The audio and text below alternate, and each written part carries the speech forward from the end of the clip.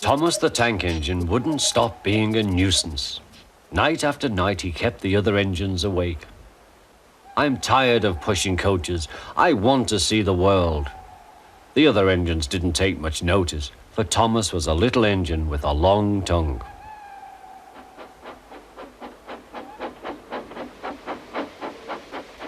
But one night, Edward came to the shed. He was a kind little engine and felt sorry for Thomas. I've got some freight cars to take home tomorrow. If you take them instead of me, I'll push coaches in the yard. Thank you, said Thomas. That will be nice. Next morning, Edward and Thomas asked their drivers, and when they said yes, Thomas ran off happily to find freight cars.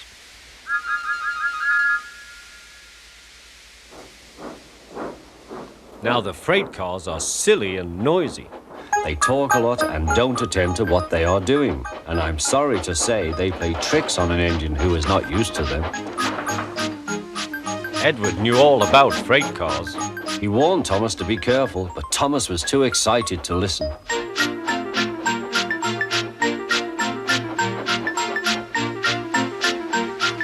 The shunter fastened the coupling, and when the signal dropped, Thomas was ready. The conductor blew his whistle. Peep, peep, answered Thomas and started off. But the freight cars weren't ready. Oh, oh, oh, they screamed. Wait, Thomas, wait. But Thomas wouldn't wait. Come on, he puffed. All right, don't fuss. All right, don't fuss, grumbled the cars.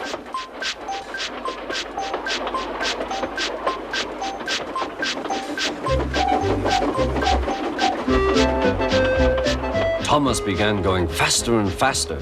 Whee! He whistled as he rushed through Henry's tunnel.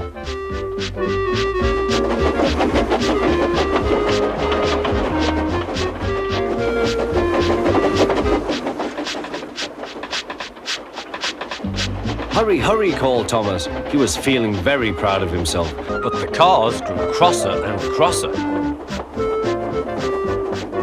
At last, Thomas slowed down as he came to Gordon's Hill.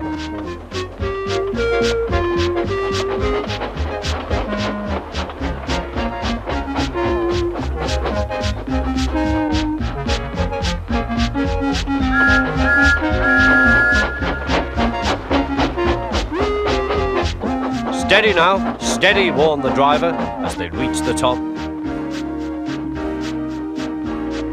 He began to put on the brakes. We're stopping, called Thomas. No, no, no, answered the cars, bumping into each other. Go on, go on.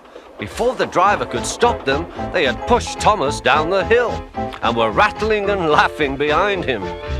Poor Thomas tried hard to stop them from making him go too fast. Stop pushing, he hissed. But the cars took no notice. Go on, they giggled in their silly way.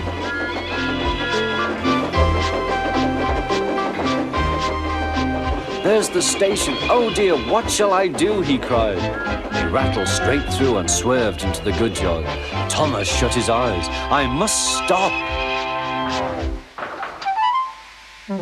When he opened his eyes, he saw he had stopped just in front of the buffers. There, watching him, was Sir Topham Hatt. What are you doing here, Thomas? He asked. I've brought Edward's freight cars, Thomas answered. Why did you come so fast? I didn't mean to. I was pushed, said Thomas. You've got a lot to learn about freight cars, Thomas. After pushing them about here for a few weeks, you'll know almost as much about them as Edward. Then you'll be a really useful engine.